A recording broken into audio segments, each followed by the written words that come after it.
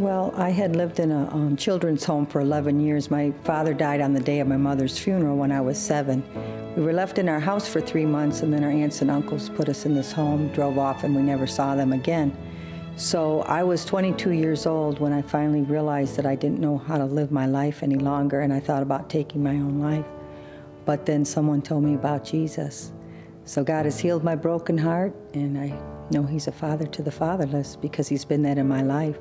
So I have 5 children and 8 grandchildren, so God can restore back all things. My name is Diane, and this is my story. I was married for 3 years, but it was very volatile, and I think on top of that problem, I drank excessively. So I had a drinking problem on top of having anger, and I couldn't love my husband with the love that I wanted to love him with because I didn't love myself. I went over to a friend's house where she shared the gospel with me, and it's like the light bulb came on and I heard the truth and I knew that Jesus Christ was alive in a relationship more than a religion. So that night I did accept Jesus Christ as my Savior, and she invited me to church, to Mount Hope Church, and I have been here ever since, and I've been married 32 years. So I finally felt like I loved myself and I could love my husband, and I loved God with a pure love, with a real love. And he came to church with me the next week and received Jesus Christ too. And so we have been married. We've been married 32 years and on fire for God. And it's a flame that has not been put out. It continues to grow. It continues to impassion me. My name is Jeanette, and this is my story. I'm a police officer.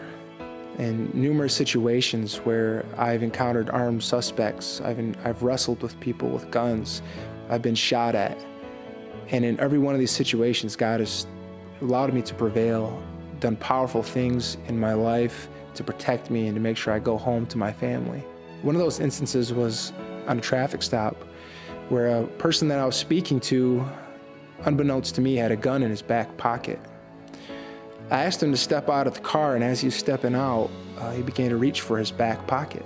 And as he was reaching for his back pocket, I saw that his hands were moving, but he couldn't get to the back pocket. I didn't know what he was doing at the time because I didn't know there was a gun in that pocket. After telling him numerous times to step out of the vehicle, we finally got him out, and as we were searching him, we found the gun in the back pocket. Once we got back to the patrol car and I went to go put him in the vehicle, he turned to me and he said, "I thank God for you." And I asked him, "What do you mean you thank God for me?" And he explained that he was planning to do some very mean things tonight and that he was planning on hurting people. And because I had stopped him on that traffic stop, he thanked God that I intervened in that situation and he didn't do those bad things. My name is Luke, and this is my story.